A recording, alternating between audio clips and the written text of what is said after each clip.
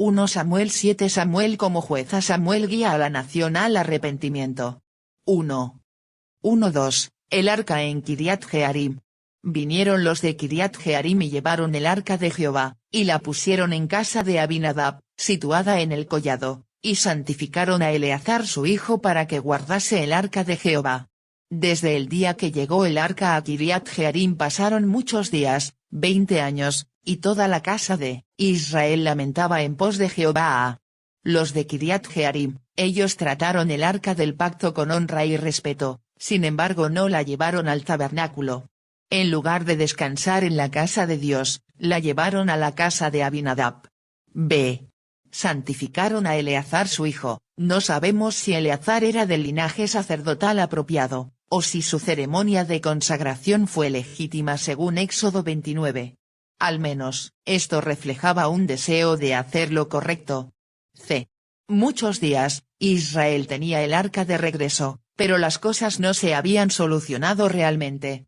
Israel se dio cuenta de que no estaban mejor con Dios solo porque tuvieran el arca del pacto nuevamente. Más bien, toda la casa de Israel lamentaba en pos de Jehová. Y tenían buenas razones para lamentarse. Sus ciudades estaban en ruinas, sus ejércitos fueron derrotados y estaban bajo el dominio de los filisteos, todo porque no estaban bien con Dios. Y se puede preguntar con toda naturalidad, signo de interrogación abierta ¿dónde estuvo Samuel todo ese tiempo? No sé lo que estuvo haciendo durante esos 20 años, pero tengo la sospecha, puedo decir, tengo una firme persuasión, de que iba de un lugar a otro, predicando en lugares tranquilos donde pudiera reunir una audiencia, advirtiendo al pueblo de su pecado e incitándolo a buscar a Jehová, esforzándose así por infundir algo de espiritualidad en la vida de ellos como nación. Spurgeon, 2. 3-4, Samuel predica el arrepentimiento, tanto externo como interno. Habló Samuel a toda la casa de Israel, diciendo, si de todo vuestro corazón os volvéis a Jehová, quitad los dioses ajenos y a Astarot de entre vosotros, y preparad vuestro corazón a Jehová, y solo a él servid, y os librará de la mano de los filisteos. Entonces los hijos de Israel quitaron a los Baales y a Astarot, y sirvieron solo a Jehová. Habló Samuel a toda la casa de Israel, Dios levantó a Samuel como juez y profeta, 1 de Samuel 4:2.1. Sin embargo Samuel estuvo extrañamente ausente durante todo el fiasco del arca del pacto. 1 Samuel 4:2.1 fue el último lugar donde se mencionó a Samuel, justo antes de que Israel planeara usar el arca como amuleto de la suerte en batalla. B. Si de todo vuestro corazón os volvéis a Jehová, quitad los dioses ajenos, Samuel hizo un llamado a la nación a arrepentirse. El arrepentimiento debía ser interno, de todo vuestro corazón, y externo, quitad los dioses ajenos. Y lo interno era más importante que lo externo, y debía venir primero. Por eso es que Samuel primero llamó a Israel a volver de todo corazón, y luego les dijo que quitaran los dioses ajenos. Y, sin embargo, el arrepentimiento interno es algo secreto. Es oculto. Nadie puede realmente ver el corazón de otro. Sin embargo lo interno fue probado por lo externo. Podemos saber que Israel sí volvió de todo corazón al ver si en realidad quitaron los dioses ajenos. Nadie podía ver sus corazones, pero podían ver si quitaron los dioses ajenos. C. Y solo a él servid. Israel no sentía que había rechazado a Jehová, ellos sentían que solo habían agregado la adoración a otros dioses a su adoración a Jehová. Samuel llamó a Israel a abandonar a esos otros dioses y solo a él servid. Y un enemigo peor que los filisteos dominaba la tierra. El pueblo estaba así en doble servidumbre, el pesado yugo de los filisteos estaba sobre ellos, porque el peso más pesado de una adoración falsa abatía la vida de sus corazones. Spurgeon, D. Entonces los hijos de Israel quitaron a los Baales y a Astarot, y sirvieron solo a Jehová. Los dioses locales de Baal y Astarot eran ídolos populares entre el pueblo de Israel. Baal era atractivo porque se creía que era el dios del clima que traía buena cosecha y éxito económico. Astarot era atractiva porque se creía que era la diosa de la fertilidad y que por lo tanto estaba conectada con el amor y el sexo. Y Astarot era adorada en una amplia área como la diosa de la fertilidad, el amor y la guerra, y son numerosas las placas de figuras femeninas desnudas de la Edad del Bronce y del Hierro en Palestina. Los Baales eran las deidades masculinas correspondientes. Baldwin, y Baal, dios de la fertilidad y la tormenta, se creía que era hijo de Dagón, dios del grano. Astarot, diosa del amor y la fertilidad, luchaba por la supremacía con Asera, madre diosa y consorte de él. La asociación de Baal, Asera, y Astarot con la fertilidad, particularmente expresada en rituales sexuales depravados en los santuarios cananeos, los hacía especialmente abominables ante los ojos del Señor. Youngblood, 2. 5-6, la nación se arrepiente en Mizpa. Y Samuel dijo, reunid a todo Israel en Mizpa, y yo oraré por vosotros a Jehová. Y se reunieron en Mizpa, y sacaron agua, y la derramaron delante de Jehová, y ayunaron aquel día, y dijeron allí, contra Jehová hemos pecado. Y juzgó Samuel a los hijos de Israel en Mizpa.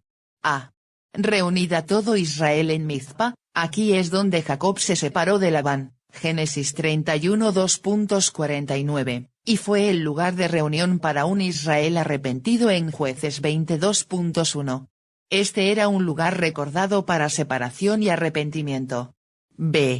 Yo oraré por vosotros a Jehová. Samuel ya había llamado a la nación al arrepentimiento, y ellos comenzaron a hacerlo.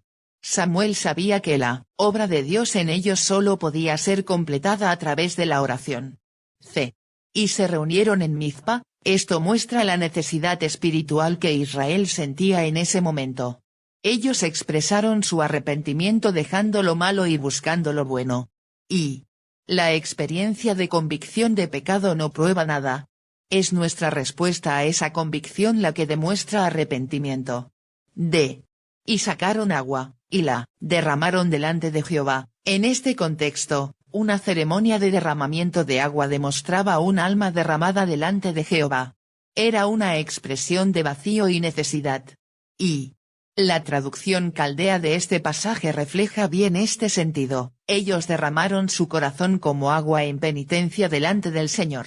Parecían decir en efecto, podríamos desear derramar tantas lágrimas por nuestros pecados como gotas de agua hay en este balde, pero como no podemos hacer esto, he aquí, hacemos lo que podemos.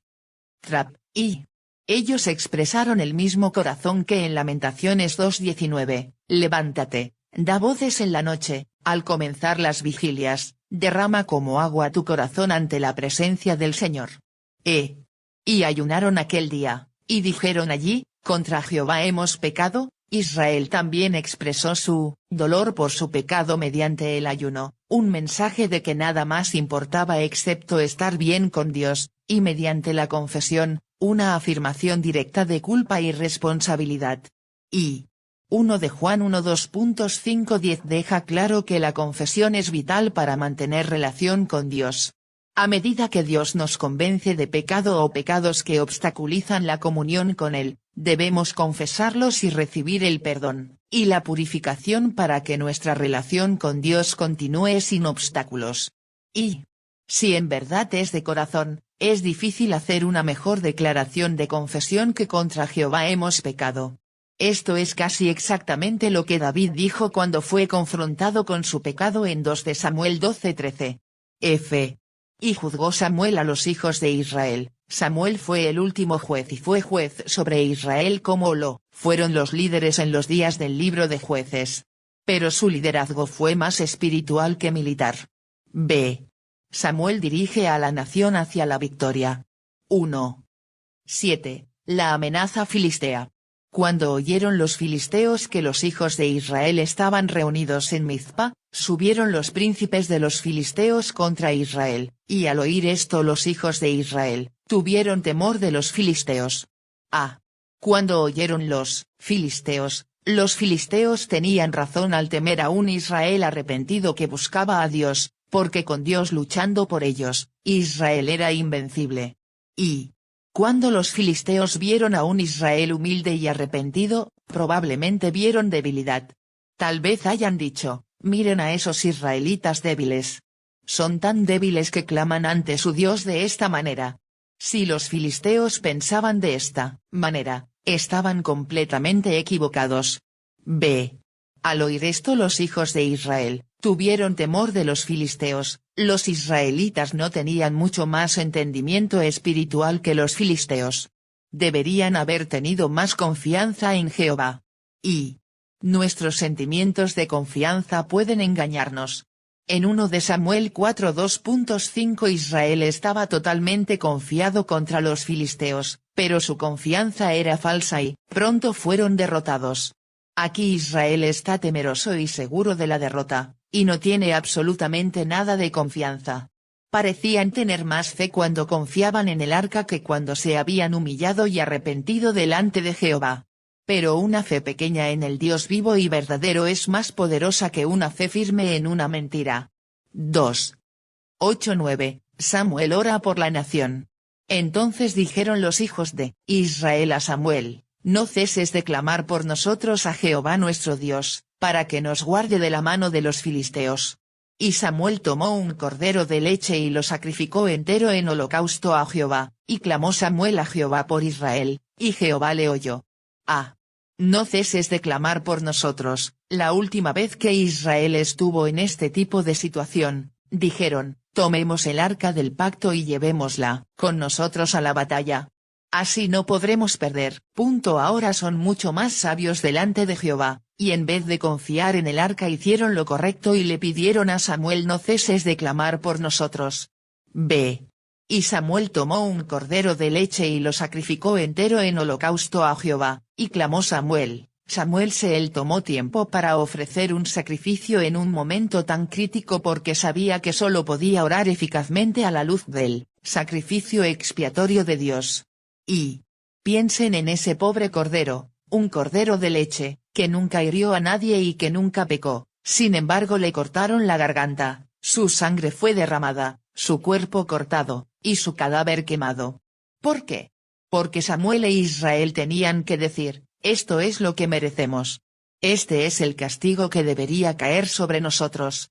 Te agradecemos Dios por aceptar el castigo de este cordero inocente en nuestro lugar, cuando confiamos en el Cordero de Dios, que quita el pecado del mundo. Juan 1:29, decimos lo mismo. C. Y Jehová le oyó. La batalla aún no ha sido librada y un hostil ejército filisteo se aproximaba. Sin embargo, en un sentido real la batalla ya había terminado y había sido ganada, porque Jehová le oyó. Y la Biblia describe a Samuel como un poderoso hombre de oración, y Samuel entre los que invocaron su nombre, invocaban a Jehová, y él les respondía. Salmos 99 2.6. 3. 10-12, Jehová pelea por Israel. Y aconteció que mientras Samuel sacrificaba el holocausto, los filisteos llegaron para pelear con los hijos de Israel. Mas Jehová tronó aquel día con gran estruendo sobre los filisteos, y los atemorizó, y fueron vencidos delante de Israel. Y saliendo los hijos de Israel de Mizpa, siguieron a los filisteos, hiriéndolos hasta abajo de Bet-car. Tomó luego Samuel una piedra y la puso entre Mizpa y Sen, y le puso por nombre Ebenezer, diciendo, hasta aquí nos ayudó Jehová. Jehová tronó aquel día con gran estruendo, Dios peleó desde el cielo en nombre de Israel y derrotó a los filisteos. Esta fue una obra especial de Dios, porque los israelitas escucharon el mismo trueno, pero solo los filisteos se atemorizaron y fueron vencidos. Dios no solo envió truenos, también envió confusión para los filisteos y confianza para Israel. Y esta era el tipo de victoria que Israel esperaba tener en 1 de Samuel 4 cuando llevaron el arca del pacto a la batalla. Si tan solo se hubieran arrepentido y buscado a Jehová como lo hicieron aquí, podrían haber tenido este tipo de victoria hace mucho tiempo. B. Y le puso por nombre Ebenezer, diciendo, hasta aquí nos ayudó Jehová. Samuel sabía que la nación necesitaría recordar esta asombrosa victoria, que le llegó a un Israel humilde y arrepentido. Jehová ganó esta batalla, no Israel, así que llamó a la piedra Ebenezer, que significa piedra de ayuda. C. Hasta aquí nos ayudó Jehová. Samuel sabía que Jehová había hecho una gran obra, sin embargo también sabía que había mucho más que debía lograrse. De modo que pudo decir, hasta aquí nos ayudó Jehová. Dios nos ayudó hasta aquí una vez y sus obras pasadas son una promesa de ayuda futura. Y hasta aquí nos ayudó Jehová puede significar hasta este punto en el tiempo o hasta este punto geográfico. Probablemente se tenían los dos significados en mente. A los escritores hebreos les encantaba usar doble significado. 4. 13-14. El éxito de Samuel como juez sobre Israel. Así fueron sometidos los filisteos, y no volvieron más a entrar en el territorio de Israel, y la mano de Jehová estuvo contra los filisteos todos los días de Samuel. Y fueron restituidas a los hijos de Israel las ciudades que los filisteos habían tomado a los israelitas, desde Ecrón hasta Gat, e Israel libró su territorio de mano de los filisteos. Y hubo paz entre Israel y el amorreo. A. Y la mano de Jehová estuvo contra los filisteos todos los días de Samuel.